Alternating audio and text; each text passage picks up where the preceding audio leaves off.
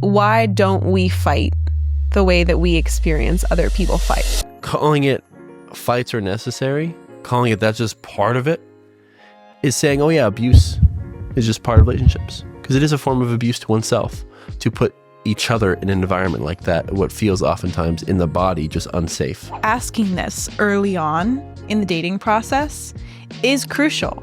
I always would tell people when they ask upon like what you do when you date, the number one thing I'd ask myself is, how hard would it be to pull this woman out of the matrix? Is one of the reasons why couples will get together, have a relationship for 5-10 years, maybe have some kids, and then all of a sudden they're on their way to divorce. Why does it happen? Because of this.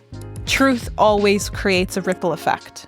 If you are a real man, if you are a real masculine, divine man, you do not ever need to raise your voice to your woman.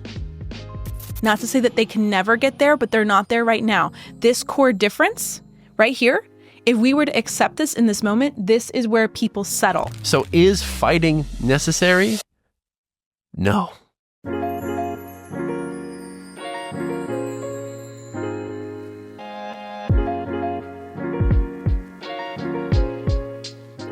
Welcome back to Listen Before Love. We are back again, Baberton Sweet. Been a minute, and I'm so excited. Just like I say for every single podcast, I'm so excited for this one, especially this topic today. Ooh, because guess what, y'all? We have a juicy one inspired by real life events. Is fighting a good thing for couples and relationships?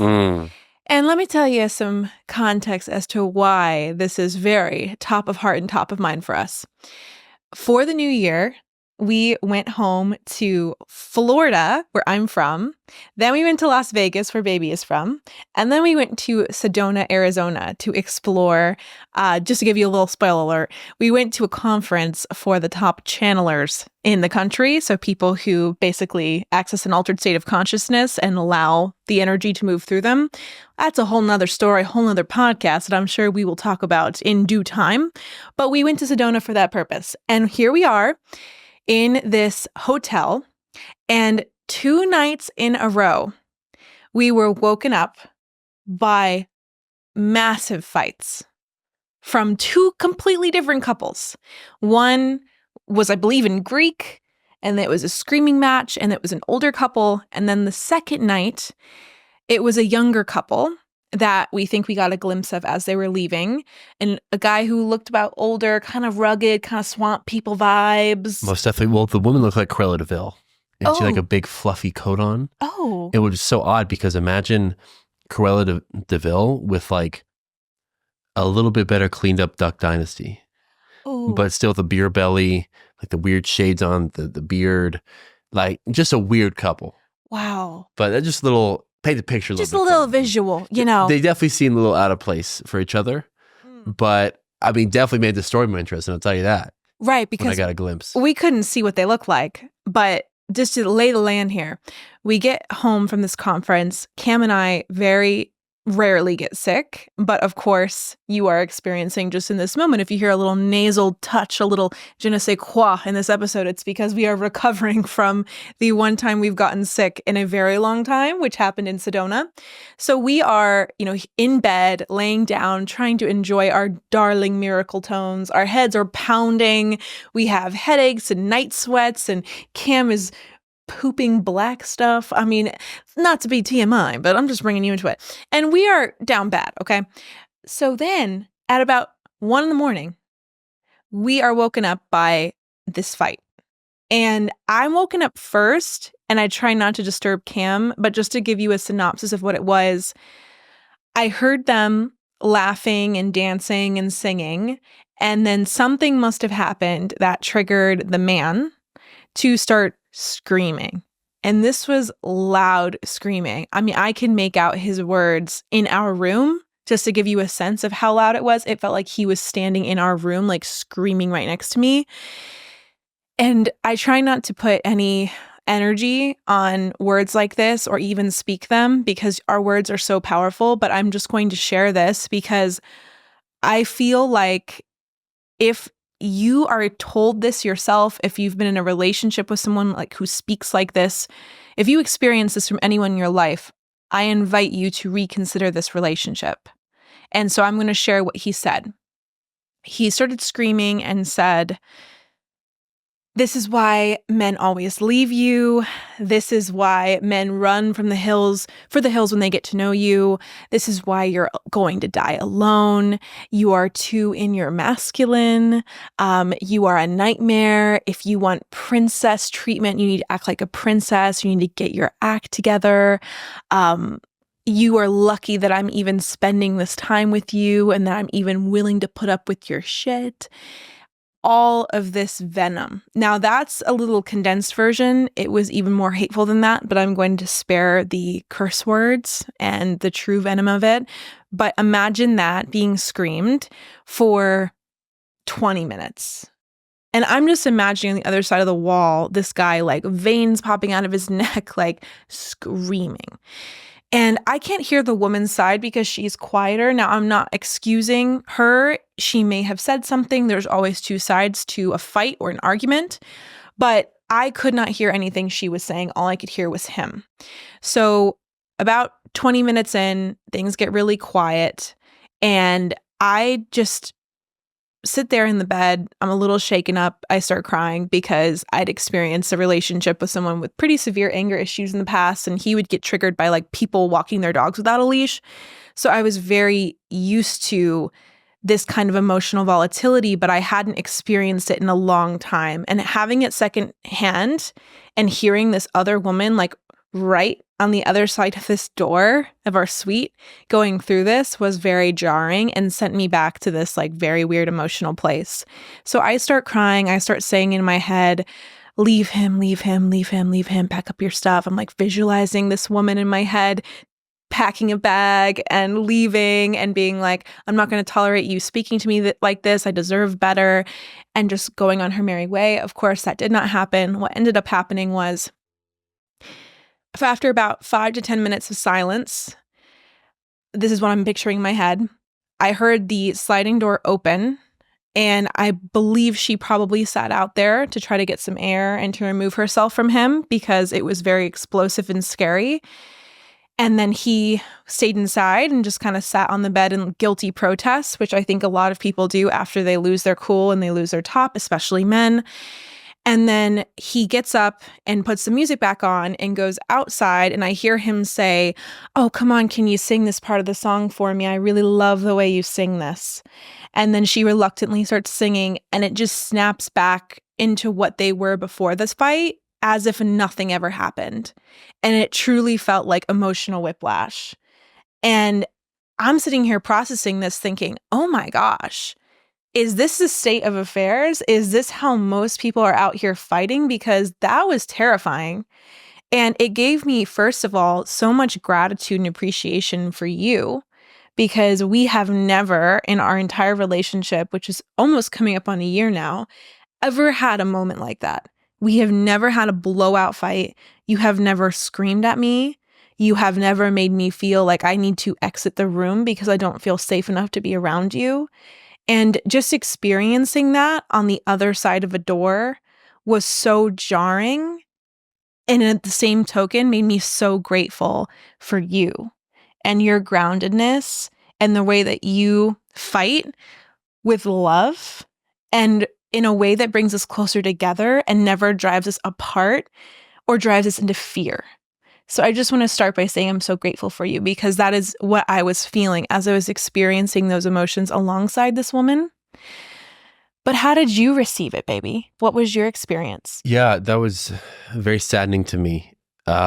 Every couple that I've been with, thankfully, besides like my parents when I was with the most, every couple that I've been around my entire life, being around them long enough, they've had some type of outbreak like that. Even if I'm there and they're well aware that I'm there, they're just so in their emotions that they express it no matter the consequence. And yeah, it's quite sad to see the current state of affairs for, I think, most relationships.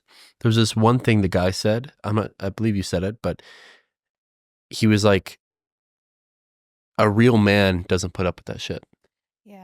I'm a real man, a real masculine man, and this is how I'm going to respond. Something like that. Mm. And I want to say this looking directly in the camera when I say it, is that if you are a real man, if you are a real masculine, divine man, you do not ever need to raise your voice to your woman. The only time you need to raise your voice is as if yourself and anyone you love is in legit physical danger.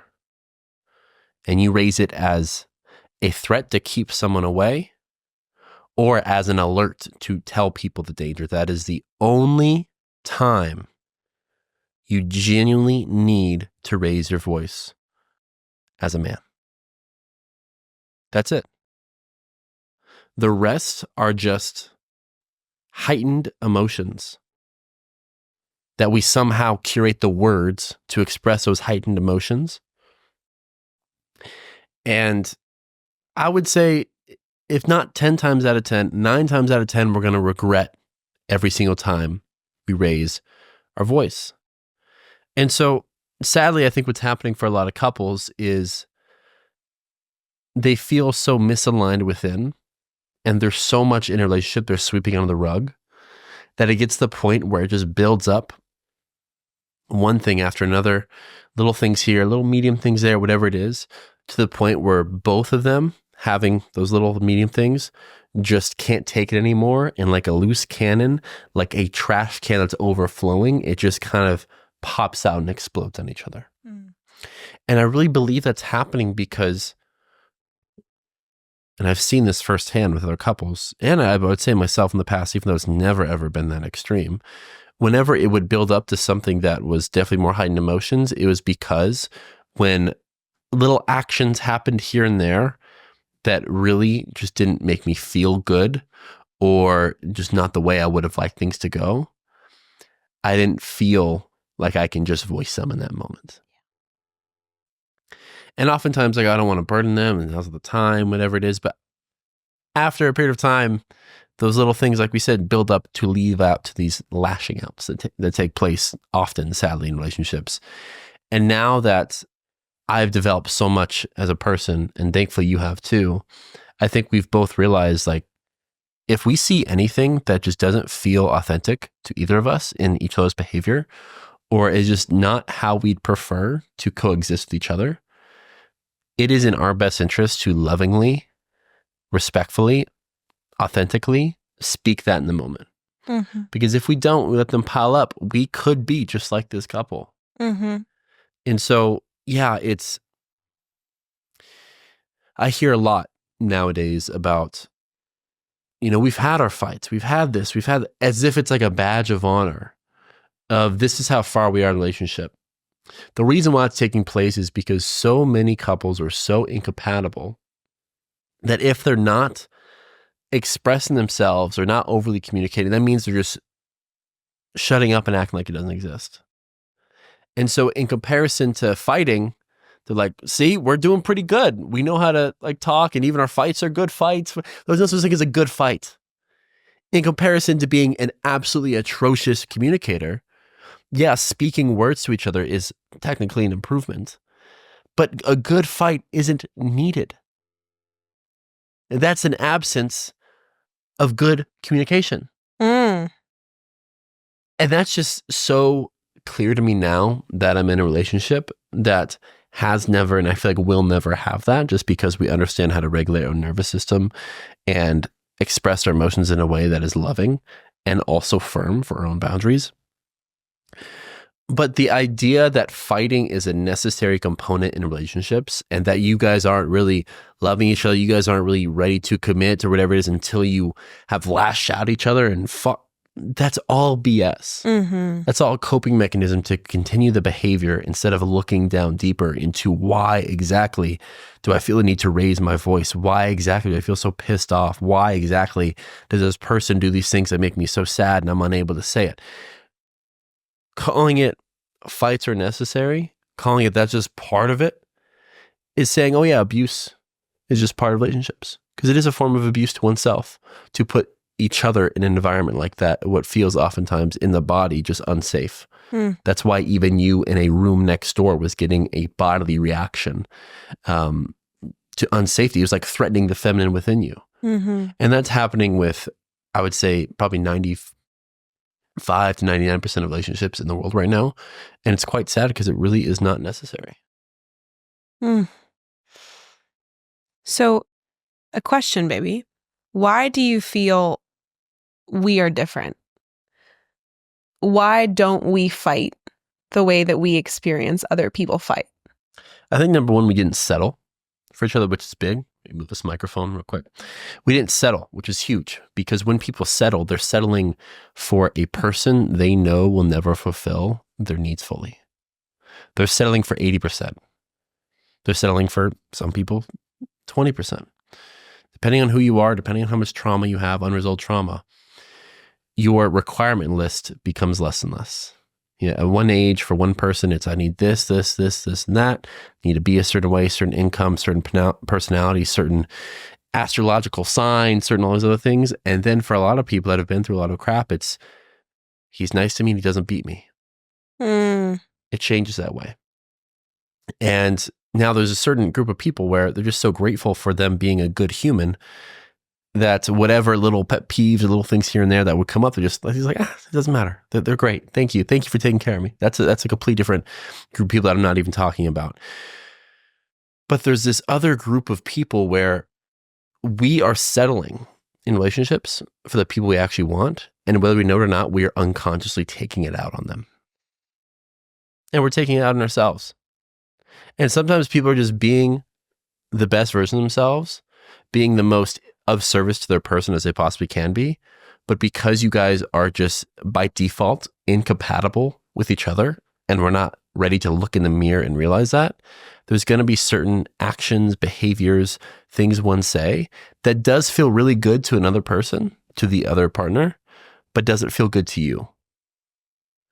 And maybe their way of living, their way of communicating, of course, we can all improve. We can all, quote unquote, compromise. And that's a whole other subject within itself. But if we just believe that we can find a person that is 100% aligned with us, the chances of friction in between yourself and that person dramatically decrease to the point at which there's very little friction between you and I, because we have very similar lifestyles, very similar communication styles, very similar understanding and awareness of the love and respect necessary for each other. And this is, I think, the number one thing as I'm saying this comes to my heart is I assume the best in you at all moments. Because I know when I speak, I genuinely want what's best for everyone and everything. I'm assuming that the people I connect with often, especially you, the person who I know the most, who I care about the most, I expect that everything she says, no matter how I take it, is coming from the right place. And so when you believe that someone is coming from the right place and genuinely want what's best for you and is now trying to piss you off, not trying to set you to say a certain thing, not setting a trap for you, whatever it is, they're generally just speaking what they believe is in your best interest and trying to serve you. When you have that mindset in place, it's hard to, quote unquote, attack someone. It's easier to be like, hey, baby, I know you just said that, and I really deeply understand that's coming from a loving place. I want you to know that that just didn't feel right for me the way you said it, or I didn't like how that was said. I'd prefer if it was said this way. And let alone, I'm very grateful that you brought that to my attention. There's a bunch of different ways you can handle that, but you shift your lens upon how you receive information based upon the understanding, the foundational understanding that the other human that you spending your life with is fully aligned with you and genuinely on what's best for you. And this is somewhat controversial, but I think we can all agree. It's a lot easier to adopt this mentality when you're really into the person. Yeah. And so this is, something when people talk about settling, I think that they get their panties in a twist because they're like, well, it's the people telling women not to settle is why we have a bunch of childless women. Well, no, because ultimately we need to think about short-term relationship thinking and long-term relationship thinking. Is getting married for the sake of hitting the goal of marriage only to get divorced 5 to 10 years later because the woman wants more and doesn't feel like she's in a soul-nourishing, truly fulfilling relationship. She's not with a man who is self-motivated, who helps take care of the kids, who treats her like a queen, who adores her. Do we want a bunch of people in checklist relationships that are only going to get divorced or separated 5 to 10 years down the line? No, we do not. And what increases the chances of having a dynamic like Cam and mine? That is the fact that we love each other and we did not settle on the kind of person we wanted. Like, you are my dream. Thank you, baby. And you're my dream. We say that all the time. We said that in the car right before we got out. You were like, I can't wait to marry you. I love you so much. We say that all day long. You're my dream. Well, that's the thing. That was only possible because we actively consciously chose as dating, as we're not going to accept anything that isn't exactly what we want. Exactly. And we were finally able to say that because we objectively knew we were the person that was worthy of making that bold claim. Mm-hmm. So, of course, it always starts within. It always starts with you becoming the person you know you're meant to be. You become the person that you know will have the highest chance of attracting the type of person you want. But people aren't really ready to point the finger at themselves or ready to point the finger at others of why they're not the perfect person for them. But back to what we were saying when it comes to fighting, I really just don't believe it's necessary. Now I know in the past, past generations, this is why it's been an overcorrection. And it's like, fighting's good. It's because back in the day, women were told to shut up and stay in the kitchen. Mm-hmm. And so them speaking their voice nowadays, even if it comes up as, why aren't you doing this? Why is an improvement from them being almost an indentured servant back in the day. Not saying that was the case for everyone back in the day, and that wasn't the same dynamic that every person that generation shared, but a lot of them did feel that way. And so we believe that, well, now they have the chance to speak. This is an improvement. And yes, it somewhat is from that. And also, it's a pendulum that swung too far in the other direction. We can find a healthy medium in which we're both respecting of each other and also respectful of our own unique individual selves to make sure that we understand that, yes, I'm now coexisting with someone else, and that's going to be different than any experience I've ever had before, and I'm going to have to make adjustments.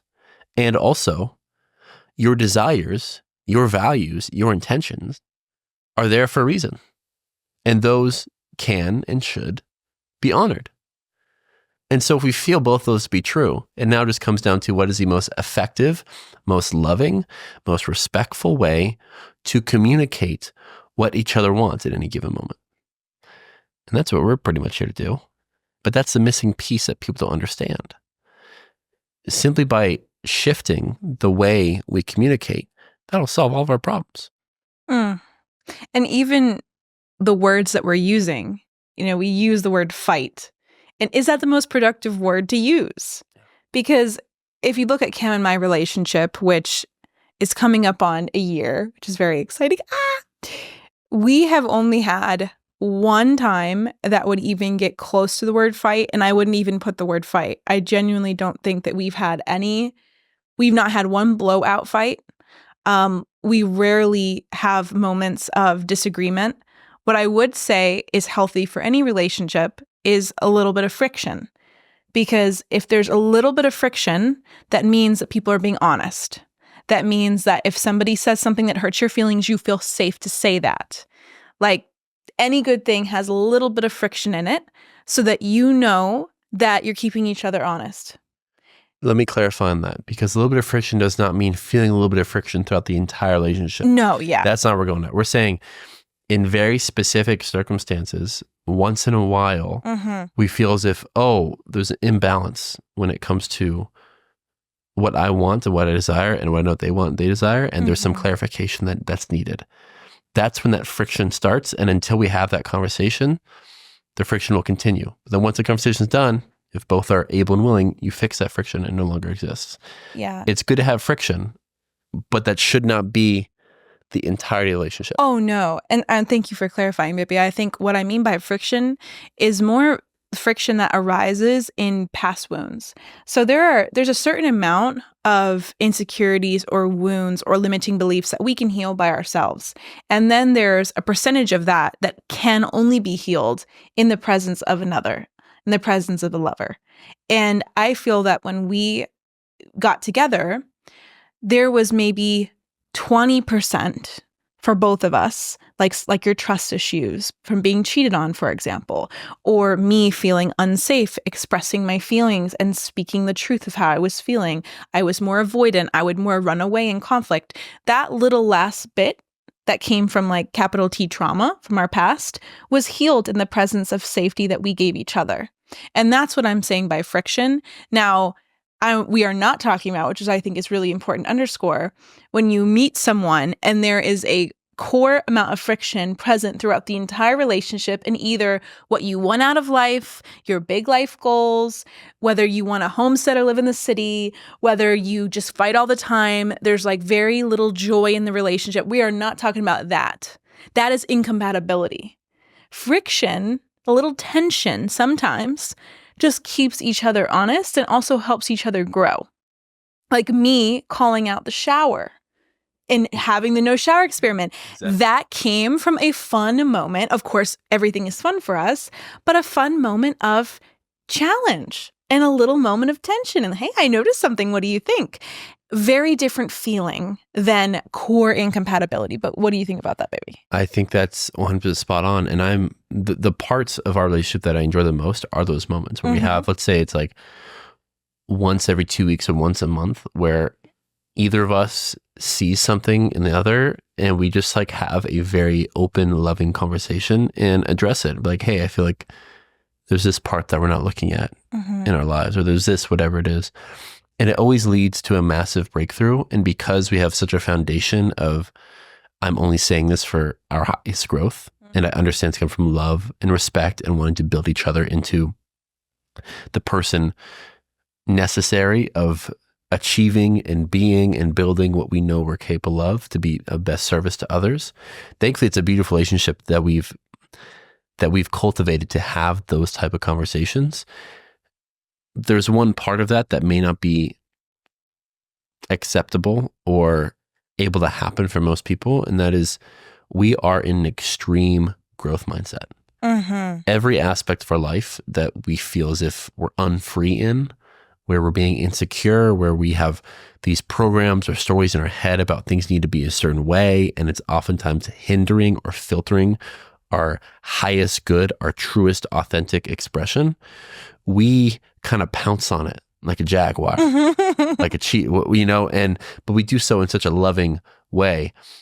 But that takes a growth mindset, an extreme growth mindset as that for us, our example. But in general, for that to take place, it takes attracting someone that wants the same things out of your life, that want to improve. And for, I assumed for most of my younger years that everyone is like that. Everyone is not like that. A lot of people do not want to improve. I mean, there's a famous book, Mindset by Carol Dweck. I read that years and years ago, and she pretty much deciphered the difference between growth and fixed mindset. I don't know the exact percentage or ratio of people in this world that are either growth or fixed, but if you look around, I think it's probably the Pareto's principle of 80-20, where 80% of people like living life their certain way, like being able to talk about these things and don't want to talk about those things, like to be able to do these things and not do those things, whatever is going on. They put themselves in this box of safety so they don't have to challenge themselves, put any pressure on themselves to become a better, more adaptable human. And so a lot of people that are dating out there will come across people like, and they can tell immediately, oh, it's a fixed mindset person. And I think it's so important to understand when you're looking for your person, you understand that you need someone that's genuinely on your current level of personal development. And we need to be really real with ourselves, because a lot of the personal development friends out there only go to a certain extent. We could be personal development when it comes to run clubs, when it comes to getting the diet down, when it comes to, going to a Tony Robbins seminar, whatever it is. But when you start digging deeper, when you start going the inner work, the real reason for personal development, not just the beginning stages. A lot of people when you start peeling back, you keep peeling, you just see a bunch of horns. Like, oh, don't touch it. There's thorns trying to, don't touch that part. Whatever's going on there. Oh, you're not ready to bring that up. Okay, we can talk about this. We can talk about that. We can talk about how you're improving here, how you're doing that. But we better not mention your father. We better not mention what happened when you're in middle school. We better not mention all those other things, right? And so one thing I've realized is through dating in the past, and what I implore others to understand going forward is, in your own way, try to measure your own level of growth and find someone who's aligned with that. Because we're on the extreme. And that's what's made us, radically free over the past handful of years, because we're on this kind of path of understanding every aspect of our life that isn't aligned, isn't authentic. That's not the game most are playing. But if others can identify their level of growth and match it with someone else, that is the thing that will lead to a high quality relationship that no one talks about. And I actually think asking this early on in the dating process is crucial, because with some people you can just tell. Like, I could tell you were incredibly curious. And in our very first conversation at Lizard Yoga, which went on for like 3 hours, you were asking so many great questions that I could just tell that you were growth minded, that you wanted to learn, that you wanted to absorb like a sponge, that you were open. And it's exactly how I am. So I was like, oh my gosh, it's amazing. I could talk to him forever, because we both just like generatively learning. Like, oh, I get a new piece. Okay, now I integrate. Done. It's like we're AI before AI. Exactly. And I have gotten that feedback from so many people, and I know you have too, where they have told me, Elle, I have never met someone who integrates faster than you. If someone points out a blind spot to me, even if it's painful, I will go there and I will look at that thing. I will understand where it came from, and I will adapt. I will change my behavior. And now, that's something, like you said, not everybody does. Not everybody's comfortable doing that. A lot of people want to take it very personally. They want to remove themselves from the environment. They want to quit that job. They want to change their external circumstances because they don't want to change the internal circumstances. And that is okay. There is no judgment for there. But what we need to recognize is, if you were someone who resonates with, say, Cam and my energy, you are a growth-minded person. And you, if you want to be happy in your romantic life, need to be around people like that. And there are pretty good tells for growth mindset. I would say, if you feel like you're hitting a wall with someone, and it's not just once, but it's a pattern. We talked about this before. If it's happening 3 times, if someone's just like, I don't want to go there, I don't want to go there, I don't want to go there, they're probably not going to go there. They're probably not. And we just need to accept that and keep it moving. We're not going to take them as a challenge. We're not going to take them as a Bob the Builder project. We are going to just let them go on their merry way, because we've identified here there's a difference in willingness when it comes to depth. You want to go there. You want to look at it. You want to grow. This person does not. Not to say that they can never get there, but they're not there right now. This core difference right here, if we were to accept this in this moment, this is where people settle. This is where someone says, well, maybe if they just get to know me for 6 more months, then they'll feel comfortable, then they'll feel safe, then they'll tell me. No. Why? Because in that moment, you are buying into the belief that there is not someone who'd be right here. And you are going to suffer. And you are going to struggle, and you are going to bob the build with that person into trying to hack away at that fixed mindset, make them growth mindset. Why are we working that hard? It's not that hard. I didn't have to work on Cam at all. I did not have to say, oh, it'd be really amazing if you were more curious, if you asked more questions, if you wanted to look at your pain, or you look at all the things that happen in your life. He was just doing that. And that's what people don't understand, because fighting is really that. It's that. It's someone's at growth mindset here, and someone has kind of capped out here. They hit their ceiling for growth here because they don't want to go to those other things going on in life. And either one of them is just fed up with the other and their current situation. Either the one's a little bit more challenging, like, hey, why don't we talk about this? Why don't we go here? Why don't we do this? Why don't we do? And he's like, what? Stop. I'm done. I don't want to talk about that. I don't want to talk about that, whatever it is. Or he goes off on like, why you keep on trying to do this to me? Why are you trying to change me? If you get yourself in a situation where you ask yourself, oh, I can change him, it's over.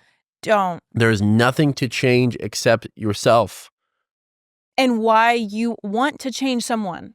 That's Oh what my we gosh. need to, we need to turn it back to Yeah. ourselves in all moments. We literally need to turn the mirror back. Why are you accepting? Now that I'm holding out my hands in different legs of the race here for anyone listening.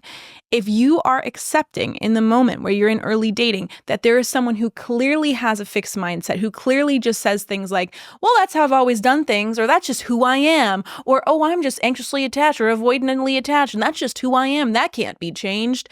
And you hear all that and you say, oh, you betcha, I'm going to sign on that dotted line. Guess what you just signed up for? You signed up for the belief that there is not someone out there who will meet you where you are. And because you've signed up for that limiting belief, you are now going to enter into a relationship with someone who either, if it does work out, I'm putting that in air quotes because if it works out, it's not going to be probably for a lifetime, or you're going to suffer through that relationship because in that very beginning stage, you decided to settle for someone who is not on the same page as you in one of the most important areas, which is your mindset, the willingness to grow or your willingness to stay the same. And this gap, I call the growth gap, is one of the reasons why couples will get together, have a relationship for 5-10 years, maybe have some kids, and then all of a sudden they're on their way to divorce. Why does it happen? Because of this. And it's because people, in their lack of self-belief, and this is no judgment here, this can be healed if you want to do it. Their lack of belief that there is someone who will meet them here is exactly why they settle for someone who's down here. And that is where the suffering not only begins, but continues until it leads to divorce and an inevitable end. Every divorce is because someone's growing and one of the person's not. You see it all the time. It really is that simple. And back to the book I was talking about, Carol Dweck, the mindset thing, she made it very clear, like, hey, you are either fixed or growth. It's not, you don't go from fixed to growth. You either started that way or not. And now you bring this up, it reminds me of how I used to date over the past handful of years before I met you. I always would tell people when they ask upon like what you do when you date, the number one thing I'd ask myself is, how hard would it be to pull this woman out of the matrix? And I understand a lot of people may watch this, may not fully understand what I mean by that. That's completely okay.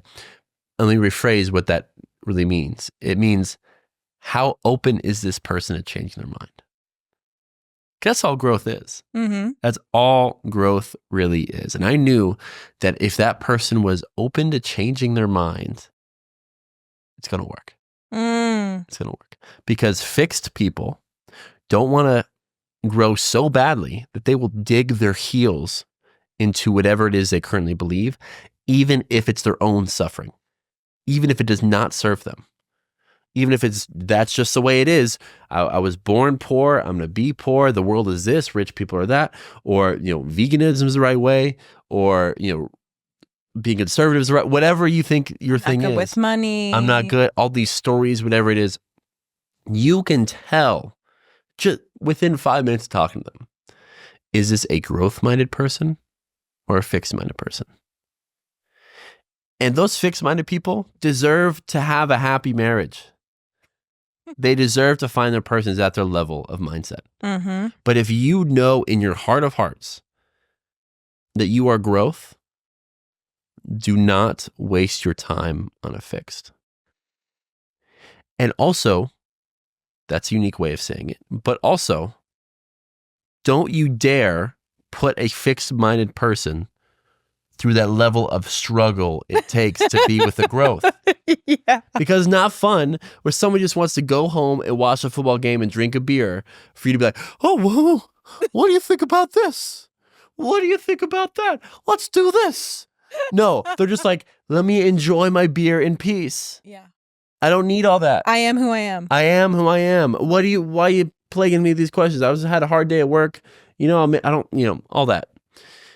Give that person a break and trust that they will find a person meant for them at their level, while simultaneously trusting that there are plenty of growth people out there, growth-minded people that match your current level of growth, that are just waiting for you to leave the fixed. And I swear that really is the key, because we don't care what each other's favorite like hobby is, or like all the food. basic questions. That Favorite doesn't color, matter. favorite animal. Like the things you'd ask on a like favorite food, like none We've of it never matters. had a first date conversation. I still don't really even know. I was trying to like say the other night, like what is your favorite color? Yeah. And I'm like, yellow, pink, like, because it doesn't matter. If Yeah. you can find someone that is on the same level of wanting to grow as you, that is going to minimize any disagreements, any fighting, anything. So is fighting necessary? No. Is there such thing as healthy friction? Yes. Because that truth always creates a ripple effect. And so the truth, and we can give you some examples too, because I feel like while we don't fight, we do have healthy tension created by truth. And I'm being very careful about my words here because it in no way feels like a fight when we fight. It doesn't even feel tense when we tell the truth, okay? But I'll give you some examples. These happen today. This happens so often. This is what happens when you tell the truth often, that it doesn't stand out to you. But of course, right before this episode, we were gifted multiple examples of this thing. So earlier today, we were in the sauna. And in preparation for this episode, I was thinking about this idea of fighting. And is fighting good? Is fighting necessary? People say that if couples aren't fighting, then they're doomed to fail. All this stuff. So I was mulling over this, and I was recounting a story that I was thinking I might have shared on this podcast to Cam about a past relationship. I've mentioned this before. I was in a I will call it abusive. It was abusive in multiple ways, relationship with a man who had severe anger issues. And this was my one and only experience with someone who is so emotionally volatile. And from the very beginning, there were red flags that I ignored out of fear that I wasn't going to find someone better and out of scarcity. So all of the advice we give on this podcast very much does come from our lived experience and our lived mistakes and lessons.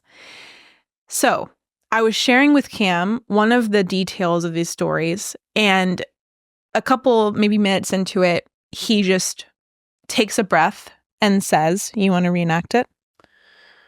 Sit in the sauna, sweating my butt off, same as you. And again, the way you share, before I say what I said, you are such an incredible storyteller.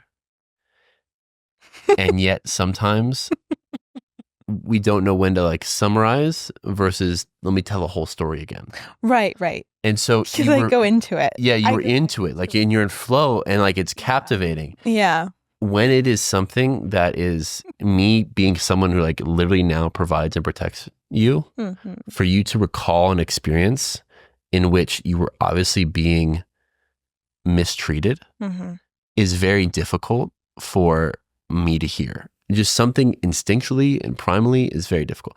On this podcast, to serve others or whatever it is, for the first time I hear these things, I'm completely open and receptive.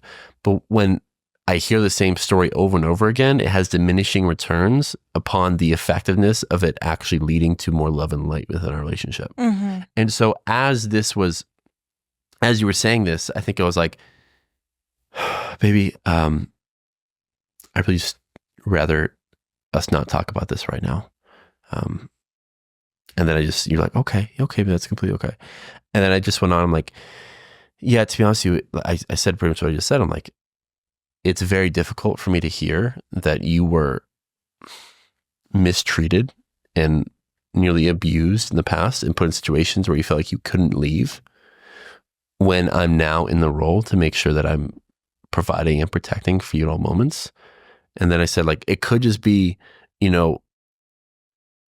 something I could work on and be more open to have these conversations at all given times. But right now it feels like there's just no need for us to go down this rabbit hole of a story.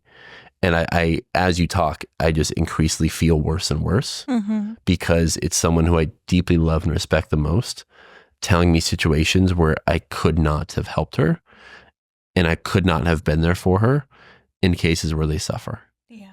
And it's important for me to understand your stories again, there's also diminishing returns on how many times they're said when it comes to the other person feeling that pain. Because I'm so close to you now, it feels like I feel the pain you were going through as you were going there. And I just prefer for us not to talk about that right now. Mm-hmm.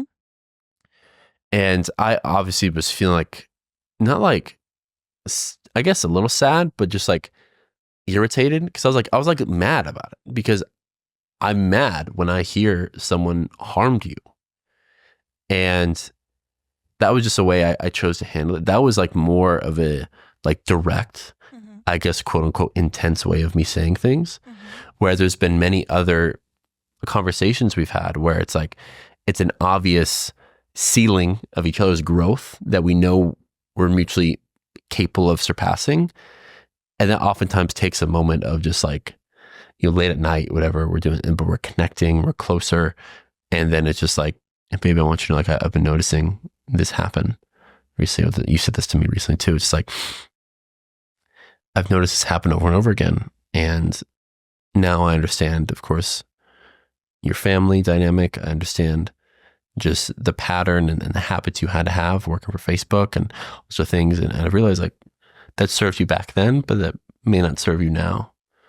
And I want to share with you what I see in hopes that we can align ourselves with the highest version of ourselves, and don't hold back from giving and loving and serving the world in which we know we can. Mm-hmm. And so there's different levels of how personal and intimate we can make these conversations, but it's the lack of what I would say, like nipping them in the butt as they're happening, that's causing them, like we said in the beginning of this episode, to build up over and over again to lead to exploding.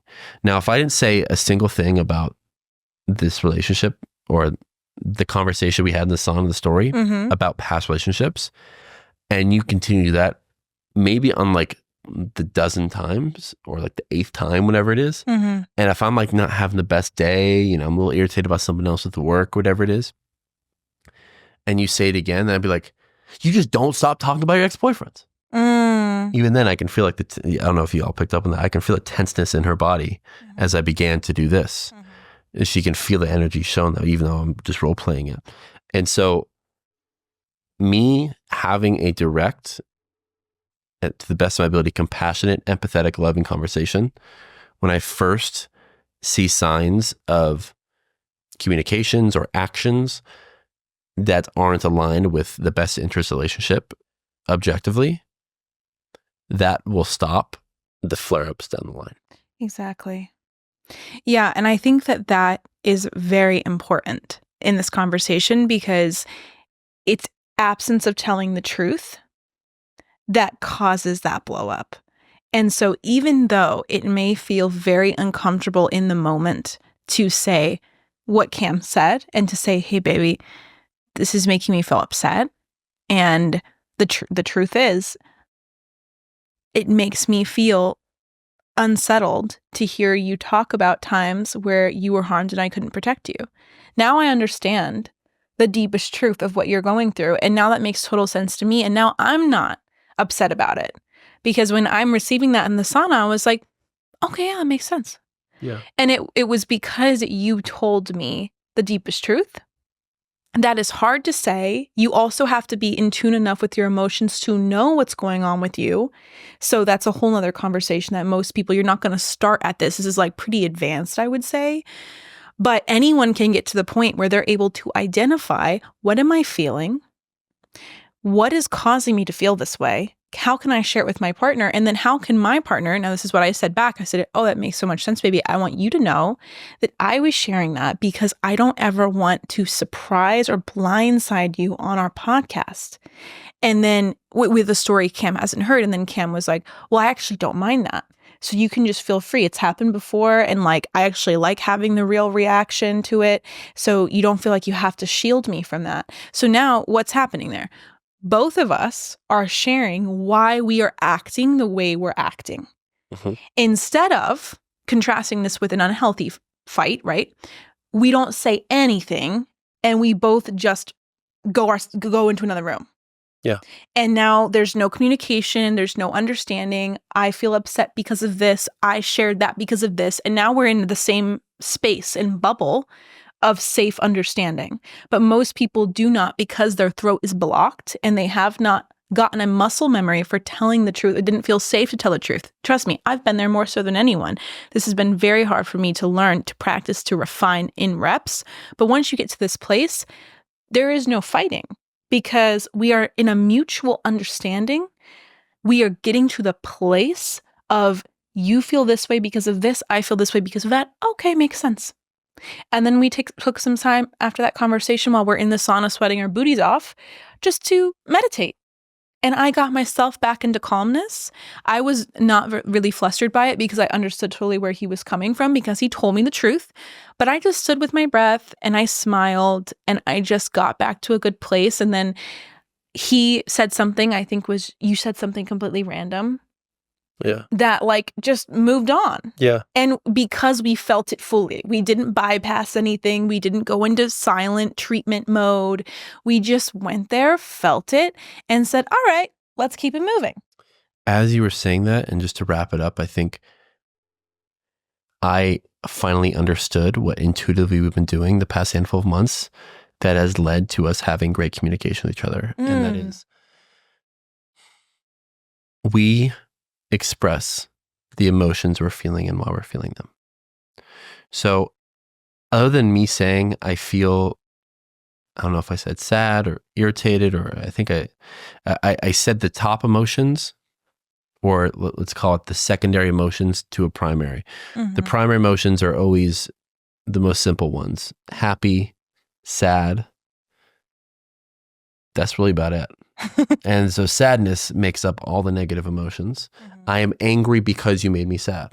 Irritated. Or I am excited because that brought me happiness in that moment. Mm-hmm. Or joy, whatever you want to call it. And so we have been really good at telling each other, when you said that, I felt this way. It's hard to debate. And I'm like, no, you didn't feel that way, because it's like, I did. And that's how it is. And it's like you're almost taking responsibility by saying how you felt. Not saying that it's 100% on them for making you feel that way. It's our responsibility to feel whatever we feel. But when we say how we felt in that moment, it just ties everything together. How people that are unable to understand their emotions fight is they would have handled that, been like, why do you always bring up your exes at the worst time? Mm-hmm. They would wrap around, they would avoid talking about the emotions. As opposed to me saying, I feel sad when you bring up ex-boyfriends that mistreated you. That's very different from, why do you bring up boyfriends that mistreated you? One is direct and honest and vulnerable. And the other is indirect and dishonest and one layer above the truth. And that indirectness may feel direct as opposed to the other million terrible ways to communicate. So that may be an improvement for some people, but it's obviously not the most efficient, effective way. Saying your truth, which is just how you feel, that's all authenticity is, that's all truth is just how you feel. Saying how you feel is the direct truth, and it is the quickest way to have mutual respect, love, and empathy for each other that will lead to understanding, that will lead to returning to a state of love and bliss within any communication in a relationship. I love that, baby. It's such a good note to end this on. When you are fighting or in an argument or in any situation like this, just take a moment to connect with your breath, connect with your body, and understand how you feel and speak to that. I felt hurt when you said this because it reminded me of XYZ, or it brought me back to this memory. Whatever it is, whatever your truth is, if you own your truth, you are not going to create a bickering or screaming match between two parties who really want to be right. And when you understand deeply at your core that at the core of any human connection is just the desire to be seen and heard, all of that need to fight, to bicker, to scream, to be like, hey, I need to make sure you see me the way that I know that I'm coming across. All that just goes away. Because if we can keep that in mind and lead with our feelings rather than our head or our need to be right, a lot of this tension dissolves. Unless it's healthy, happy tension, like me telling Cam that he showers a lot and doing a little shower experiment or fun things like that. And you tell me by rubbing my arm, like, hey, it's okay if it's that. Exactly. I love you. I love you too. Yeah. That's an incredible way to wrap up this episode. Is fighting needed? Probably not. Well, we hope you enjoyed today's beautiful episode. Thank you for being here with us. We just want to put a little feather in the cap of this episode by reminding everyone that we have our dating communities for men and for women launching in January. We are so excited to kick this off, mostly because we just want to create a space for men and women to be their full authentic selves and to practice doing everything we talk about. If we can practice telling each other the truth, if we can practice having boundaries, if we can practice owning our raw feminine and masculine power in a community, then we can own that with other people. We can own that in every facet of life. And that's what really lights me up. It's like this stuff doesn't come easy. It comes with practice and comes with reps. And I cannot wait to see what kind of beautiful, safe spaces to explore, to learn, and grow we create together. So thank you so much for being here. We love you so much. If you could take a moment to give us a little like, to give us a little support or a comment or a rating, whatever you're able to do in this moment, it goes so much further than you realize. And we will never forget the folks who were here with us on day one of this beautiful journey. So thank you, thank you, thank you. And wishing you the most amazing January 2025. Thank you so much, y'all. Love y'all. See Love you next y'all. week. Bye-bye.